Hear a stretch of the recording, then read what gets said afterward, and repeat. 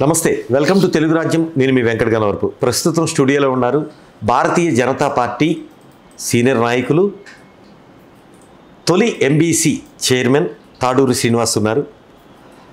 ప్రస్తుతం తెలంగాణలో జరుగుతున్న రాజకీయ ముఖ చిత్రంపై వారిని అడిగి తెలుసుకుందాం. తాడూరి శ్రీనివాస్ గారు నమస్తే అండి. నమస్తే వెంకట్. జై శ్రీరామ్. జై శ్రీరామ్. జై తెలంగాణ నుంచి జై శ్రీరామ్ దాకా పరివర్తన చెందిందా? జై శ్రీరామ్ నా పుట్టుకతోనే హిందూని. తెలంగాణ పోరాటం నాకు తెలివి వచ్చిన తర్వాత ఆ పోరాటంలో ఉండాలనుకున్నాను. ఆ పోరాటంలో ఉన్నాను డే 1 నుంచి. అంతకుముందు మా ఫాదర్ టీచర్గా భువనగిరిలో వారు 1969 ఉద్యమము వాళ్ళు పాల్గొన్నటువంటిది, రజాకార్ల వ్యతిరేక పోరాటంలో అవన్నీ వారు గాథలుగా చెప్తా ఉంటే విని ఆ అదును నేను లాయర్గా ఉండడం, ఉద్యమం రావడం, 2001లో ఇమీడియట్గా మీకు తెలుసు నా ప్రయాణం ఏ పార్టీలో జరిగింది, ఏ ఉద్యమంలో జరిగింది అనేది అన్నీ చూశారు మీరు. కానీ మీ మొదటి నుంచి మీ ప్రయాణం కొంత దగ్గరగా చూసిన జర్నలిస్ట్గా యూనివర్సిటీలో మీ చూసాం, ఒక అడ్వకేట్గా మీ పోరాటం చూసాం, బైఫ్రికేషన్ ఉద్యమంలో నేనన్నది. దాని తర్వాత తెలంగాణ వచ్చిన తర్వాత మీ సర్వీసెస్ చూశాను. మీ దూకుడు మనస్తత్వానికి, అంటే మనస్తత్వం దూకుడు అంటే చెడు కాదు, అన్యాయం జరుగుతుంటే ఒప్పుకోలేని మనస్తత్వం, న్యాయం జరిగే వరకు మొండితనం, న్యాయం జరిగి తీరే వరకు పనిచేసే మొండితనం, ఇన్ని మొండితనాలు ఉండి భారతీయ జనతా పార్టీలో మీరు ఎట్లా ఇవ్వగలుగుతారు అనేది నా ప్రశ్న. నేను కాన్స్టిట్యూషన్కి అనుగుణంగా నడుస్తూ ఉన్నాను కదా, కాన్స్టిట్యూషన్ చదువుకున్నాను కదా, నేను లాయర్ను కదా, ఒక టీచర్ కొడుకును కదా. అవును, ఉన్న వ్యవస్థలోంచి మంచిని చేయాలని ప్రయత్నం, అంతే తప్ప దాన్ని మీకు వేరే తీరుగా కనిపించింది. అంటే ఈ శరీరాన్ని ఉద్యమ కాలంలో పోలీసులు లాఠీలు జుల్పిస్తూ ఉంటే మా వీపుల మీద పరిగెత్తి జై తెలంగాణ నినాదం ఇచ్చిన వాళ్ళం, గతంలో స్వాతంత్ర పోరాట గాథలు విన్న వాళ్ళం, రజాకార్ల పోరాటం చూసిన వాళ్ళం, ఇవాళ తెలంగాణ విమోచన కోసం పోరాడినటువంటి వాళ్ళని చూసినటువంటి, ఆపరేషన్ పోలో గురించి తెలుసుకున్నటువంటి వాళ్ళం, సర్దార్ వల్లభాయ్ పటేల్ గురించి చదివినటువంటి వాళ్ళం. ఈ రకంగా బుక్ నాలెడ్జ్ ఉన్నటువంటిది ఈ శరీరం ఏసీ కింద ఒక ఇంట్లో ఒక రూమ్లో బంధించేయాలా, బయట తిరుగుతూ సమాజం కోసం, సమాజంలో జరుగుతున్నటువంటి అనేక వాటి మీద ఒక భావజాల వ్యాప్తి కావచ్చు, లేకపోతే ప్రత్యక్ష పోరాటం కావచ్చు, అనేక రూపాలలో మీలాగా లిబరల్గా ఆలోచించే వ్యక్తులకి భారతీయ జనతా పార్టీ దాంట్లో యాక్టివిటీ చేయడానికి కానీ స్కోప్ కానీ స్పేస్ కానీ ఉంటుందా? అంటే నేను నిజంగా కూడా తప్పు చేశాను. బాల్యంలో నేను చదువుకున్నది శ్రీవాణి విద్యాలయలో, కొంత ఆర్ఎస్ఎస్ ఓరియంటెడ్ కానీ, భగవద్గీత చదవడం కానీ, యోగా చేయడం కానీ, హెల్త్ ఇంప్రూవ్ అవుతుండే, అసలు నాకు ఎంతో ఉపయోగపడేటటువంటి లిటరేచర్ దొరుకుతుండే. హై స్కూల్ వరకే చదివి నేను మళ్ళీ కాలేజు చదువు, కుటుంబ పోషణ, తండ్రి టీచర్ అవ్వడం, మంచిగా చదువుకోవాలనే కోరికలు వారికి ఉండడం, సో చదువు మీద కొంత దృష్టిని సారించడంలో నేను ఎక్కడో పార్టీకి కావచ్చు, లేకపోతే ఆ భావజాలానికి కొంత చదువు రూపంలో ఇక్కడ రావడం జరిగింది. కానీ ఆ రోజు ఉన్నటువంటి పరిస్థితులు నాకు తెలంగాణ రాష్ట్రం ఏర్పాటు ముఖ్యమని నేను భావించాను. సో తెలంగాణ రాష్ట్రం భౌగోళికంగా సెపరేట్ అయితే ఇక్కడి ప్రజల యొక్క అనేక రకమైనటువంటి ఏదైనా ఉండొచ్చు, అది నేచర్లో దొరికేటటువంటి రాష్ట్ర సదుపాయాలు కావచ్చు, లేకపోతే పరిపాలన కావచ్చు, అనేక రూపాలు, సెల్ఫ్ రెస్పెక్ట్ కావచ్చు, అనేక విషయాలలో తెలంగాణ కావాలి అనేది నా యొక్క కోరిక. మిమ్మల్ని బాధ పెట్టా అనుకున్నా ఒక ప్రశ్న అయితే అడగాలని నాకు ఉంది. ఒక్కటి కాదు, సొంత ఇంట్లో లాగా కాదు, సొంత ఇంట్లో లాగా మెదిగారు తెలంగాణ రాష్ట్ర సమితిలో. ఇప్పుడు బీఆర్ఎస్గా ఉంది ఆ పార్టీ. అనేక ఉద్యమాలు అక్కడి నుంచే చేశారు. అక్కడ మీకు న్యాయం జరగలేదు. అక్కడి నుంచి వదిలొచ్చినప్పుడు ఎట్లా అనిపించింది? సార్, ఎప్పుడైనా మానవ పరిణామ క్రమంలో మనం ఏదైతే నాలెడ్జ్ ఇంప్రూవ్ అవుతూ ఉంటుందో, ఇప్పుడు మీతో నేను 6 నెలలు సోపత్ చేస్తానండి, 6 నెలల వరకు నాకు మీరేంటో తెలియదు కదా. సోపత్ చేస్తే కానీ, సర్టెన్ పీరియడ్ ట్రావెల్ చేస్తే కానీ మీరెవరో నాకు తెలుస్తుంది. కానీ తను ఉద్యమ కాలంలో తెలంగాణ రాష్ట్రం కోసం పోరాడుతుంటే తెలంగాణ రాష్ట్రం కోసమే పోరాడుతున్నారేమో, పదవుల కోసం కాదు, నేను ముఖ్యమంత్రినే కాదు, దళితున్నే ముఖ్యమంత్రిని చేస్తాను, ఇప్పటి వరకు చట్టసభలలో అడుగుపెట్టినటువంటి కులాలను అనేక మందిని నేను అసెంబ్లీ ప్రజాస్వామ్య దేవాలయం లాంటి, ప్రజాస్వామ్యానికి దేవాలయం అసెంబ్లీ, దాంట్లో అన్ని కులాల వారికి, అన్ని మతాల వారికి ప్రాతినిధ్యం కల్పించే విధంగా నేను ఉంటాను, తెలంగాణలో అవినీతి చెయ్యను, నా కుటుంబ సభ్యులు ఎవరు కూడా రారు, వాళ్ళందరూ సెటిల్ అయిపోయినారు. అనేక వారి ప్రకటనలు విని వారితో ట్రావెల్ చేసినాం. తెలంగాణ వచ్చిన తర్వాత, సీఎం కుర్చీ కనిపించిన తర్వాత, ప్రభుత్వం ఏర్పడ్డ తర్వాత కాంట్రాక్టర్లను దగ్గర తీయడం, అక్రమార్కులను దగ్గరికి తీయడం, అవినీతికి తెరలేపడం, కుటుంబ బంధుప్రీతి రావడం, ఒక రాజకీయ నాయకుడికి సమాజంలో ఒక నాయకుడిగా ఉండాల్సినటువంటి మేము చదువుకోవడానికి, ఆదర్శప్రాయంగా తీసుకోవడానికి, నేటి విద్యార్థులు యువకులు ఆదర్శంగా ఒక తెలంగాణ రాష్ట్రాన్ని సాధించిన నాయకుల్లో మేము ఆశించినటువంటి సద్గుణాలు ఒక్కొక్కటి వదిలించుకుంటూ పాము కూసం వదిలేసినట్టు కేసీఆర్ తనలో ఉన్నటువంటి అనేక రకమైన ప్రజలకు చెప్పినటువంటి మంచి సద్గుణాలని వదిలేస్తూ పోతూ ఉంటే చూసి బాధేసి ఇంకా లాభం లేదు ఆ వేదికలో అని చెప్పి బయటికి రావడం జరిగింది. మరీ ముఖ్యంగా నేను కాళేశ్వరం ప్రాజెక్టు చూడడానికి వెళ్ళినప్పుడు, ఆ రోజు బీఆర్ఎస్ పార్టీ నాయకులను అందరినీ అక్కడికి వెళ్ళినప్పుడు ఒక్కొక్క పిల్లరు 6 ఫీట్లు 5 ఫీట్లు కుంగిపోయి ఆడ కనిపిస్తూ ఉంటే 1,00,000 కోట్ల రూపాయల ప్రజాధనం పేద ప్రజలం సబ్బులు ఉప్పులు కొంటే వచ్చిన ప్రజాధనానికి కస్టోడియన్గా జాగ్రత్తగా ఒక్కొక్క రూపాయి మంది పైసలు మన దగ్గర ఉన్నప్పుడు జాగ్రత్త ఖర్చు పెట్టాల్సి వస్తుందండి.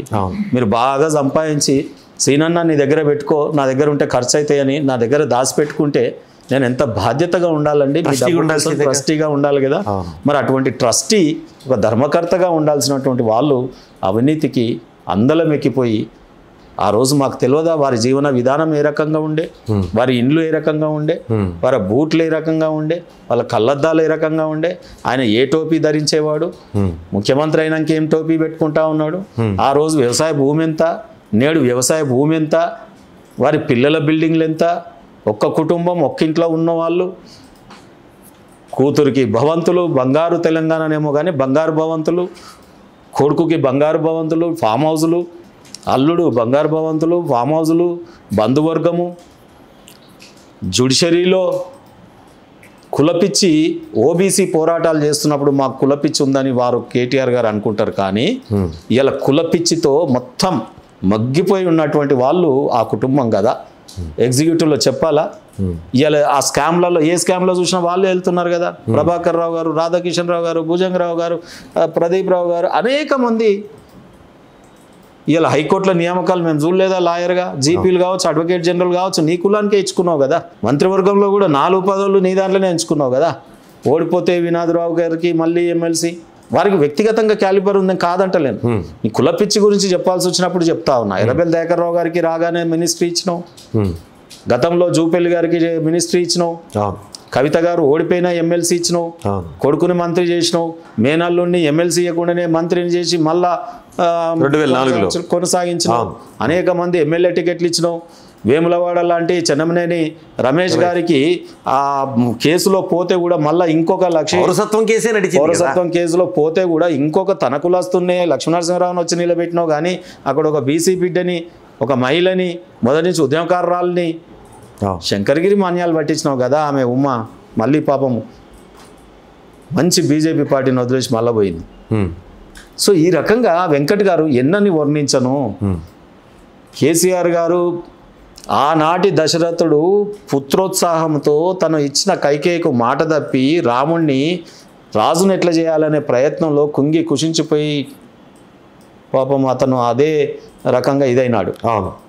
మరి నేటి దశరథునిలాగా నువ్వు కూడా నీ పుత్రోత్సాహంతో మునిగిపోయి దళితుల ముఖ్యమంత్రి అని మర్చిపోయి ప్రజలకు, తెలంగాణ ప్రజలకు ఒక కాపలా కుక్కలాగా ఉంటా అని అవన్నీ మర్చిపోయి కొడుకుని ఎట్లా అందలం ఎక్కించాలనే ప్రయత్నం, మేనల్లుని ఎట్లా అందలం ఎక్కించాలనే ప్రయత్నం, కూతుర్ని ఎట్లా అందలం ఎక్కించే ప్రయత్నం, బంధువర్గాన్ని అందలం ఎక్కించే ప్రయత్నమే చేసినావు తప్ప నువ్వు ఉద్యమకారులను ఎవరిని చేరదీసినావు. తెలంగాణ ఉద్యమ సమయంలో చాలామందికి ఫ్రీగా వకాల్తాలు తీసుకొని వాదించిన సందర్భాలు కూడా ఉన్నాయి. మీరు ఆఖరికి బీఆర్ఎస్ గవర్నమెంట్ వచ్చిన తర్వాత మీరు ఎంబీసీ చైర్మన్ అయిన తర్వాత కూడా నాకు తెలిసి మీరు ఆఫీసులో పెద్దగా కూర్చున్న సందర్భాలు లేవు. ఎంబీసీ కూర్చోవడానికి ఆడ కుర్చేడుంది తర్వాత కదా నేను అవన్నీ సరంజామా చేసుకున్నది.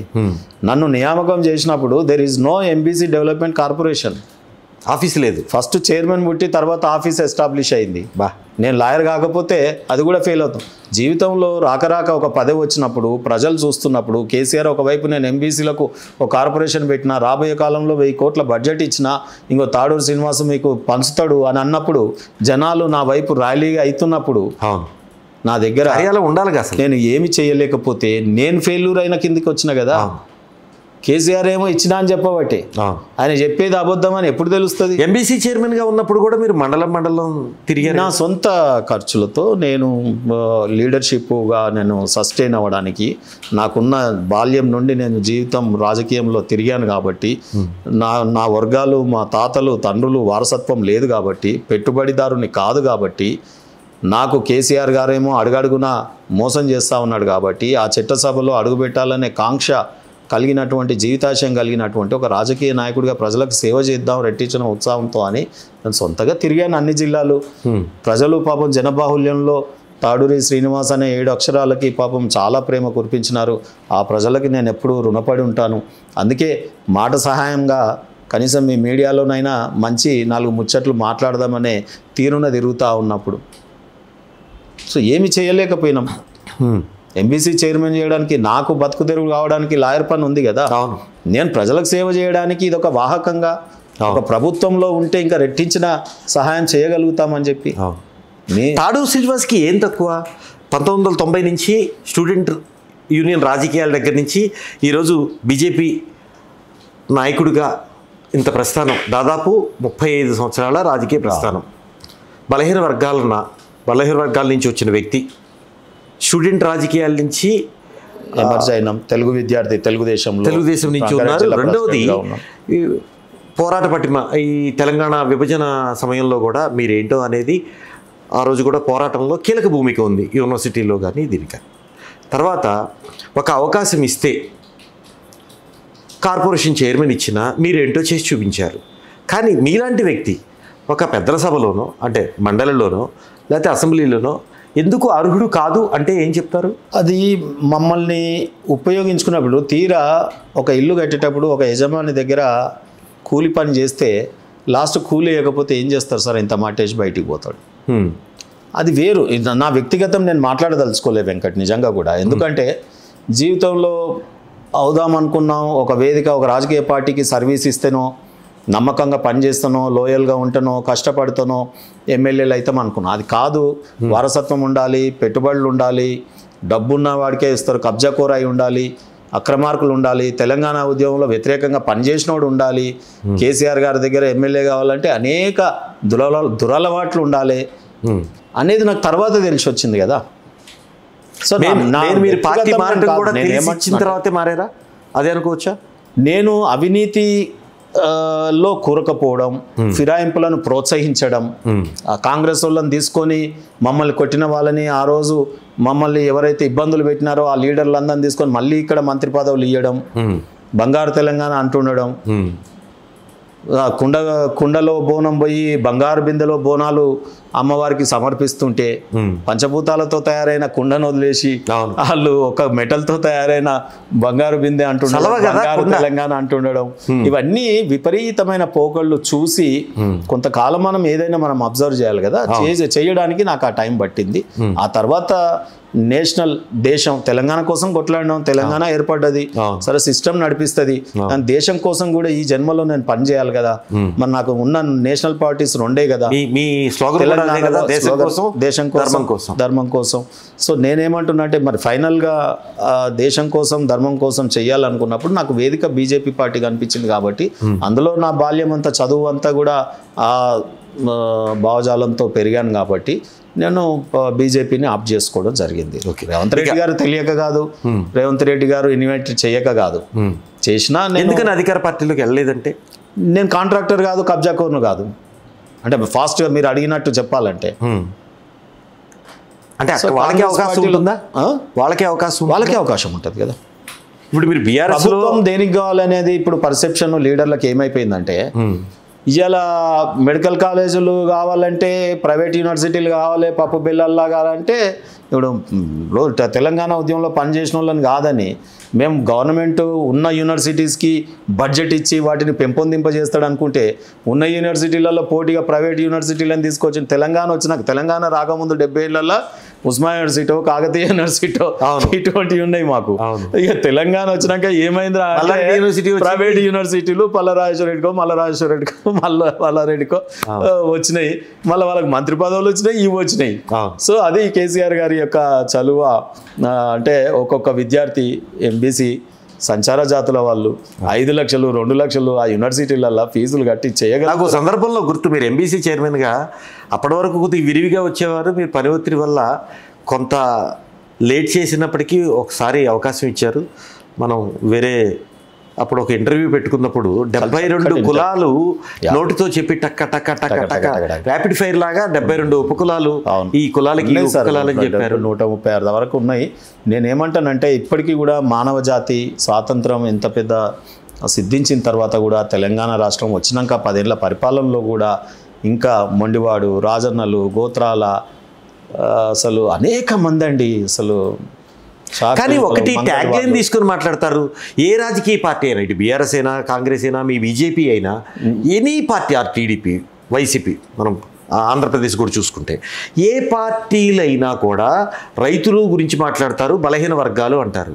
కానీ ఆ బలహీన వర్గాల వాళ్ళకే ప్రజాస్వామ్యంలో భాగం లేనప్పుడు మన ట్యాగ్ లైన్ ఏంటి అనేది నా ప్రశ్న.